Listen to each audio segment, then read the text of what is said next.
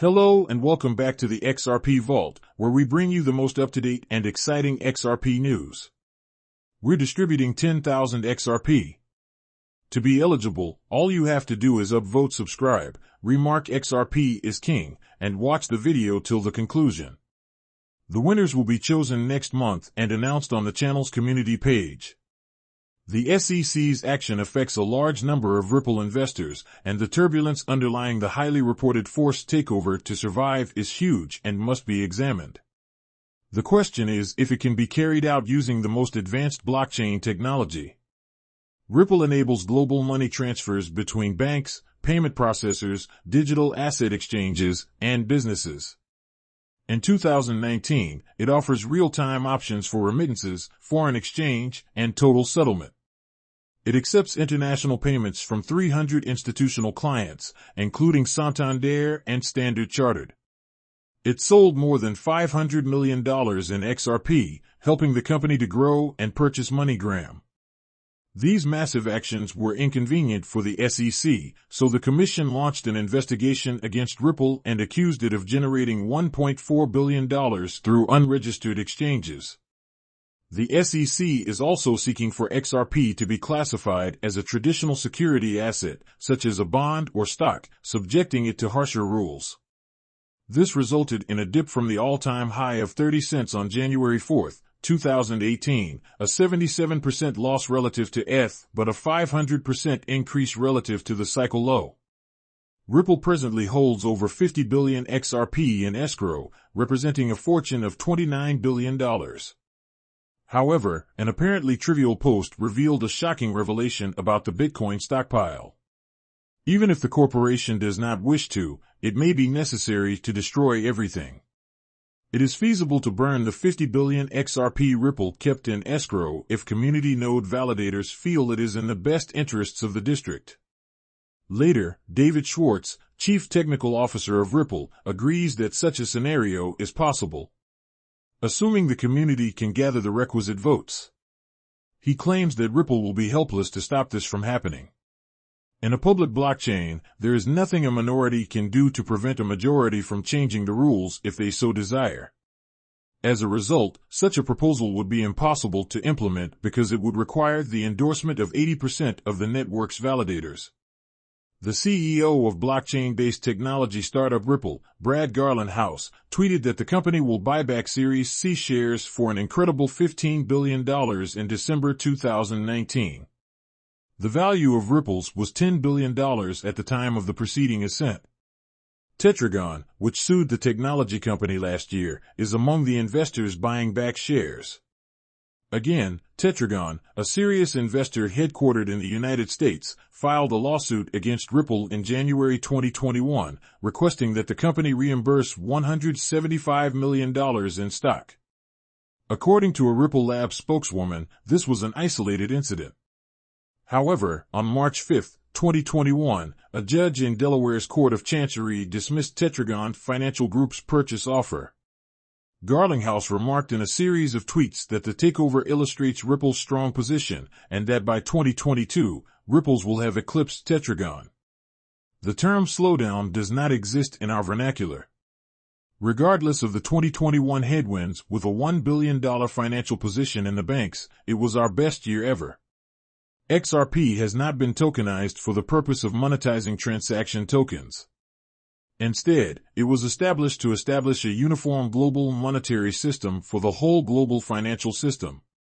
The majority of people must understand that XRP is unique because it was formed as part of RippleNet's global cross-border on-demand liquidity ENSL system to be used as a bridge currency.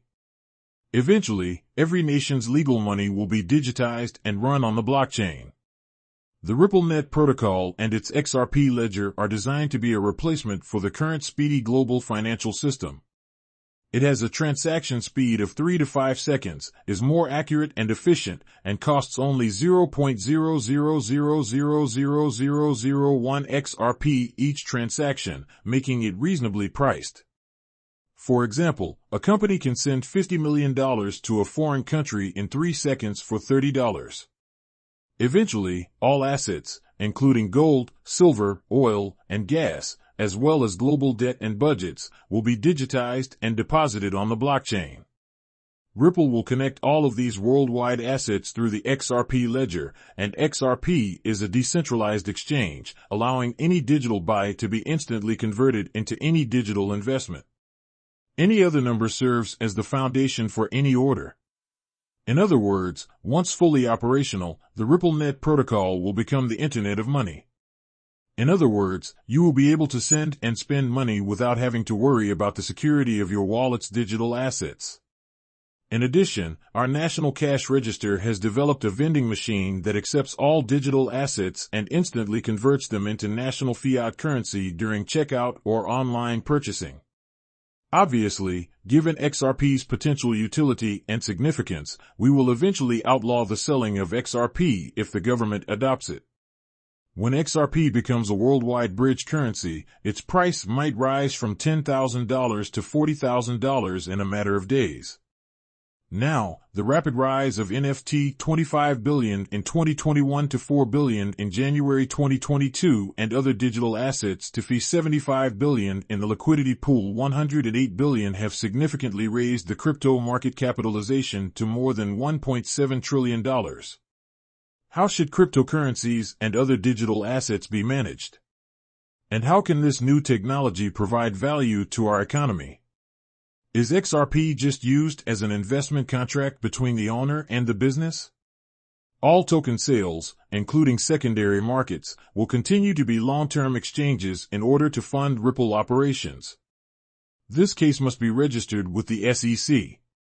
The Commission's judgment is based on the Supreme Court's interpretation of the 1946 Howey case, which I believe set a key precedent for determining whether a deed is a security.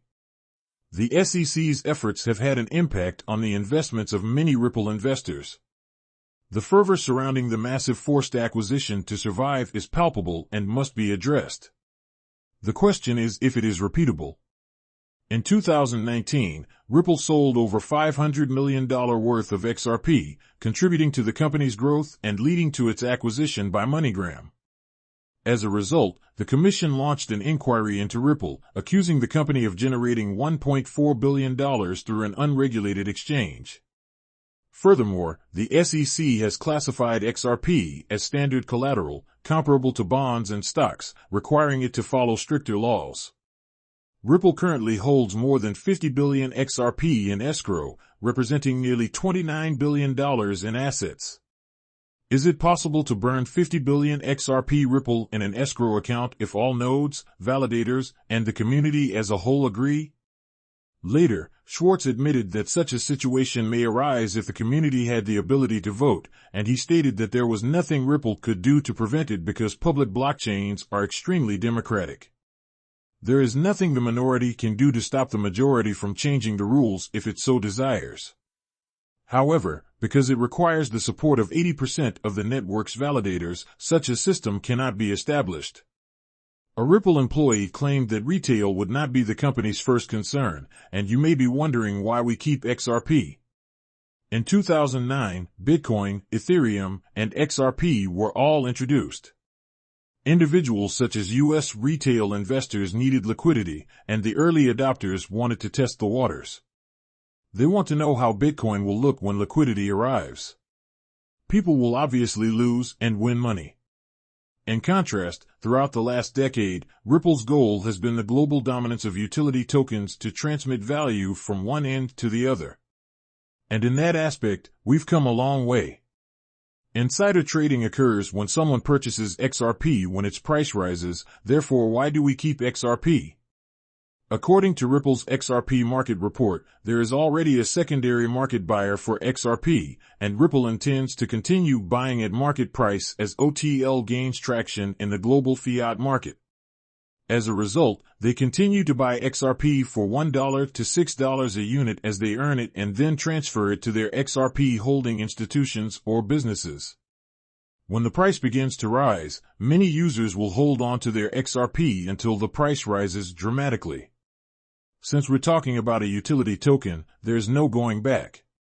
Utility-focused market capitalization isn't volatile and isn't substantially influenced by market capitalization.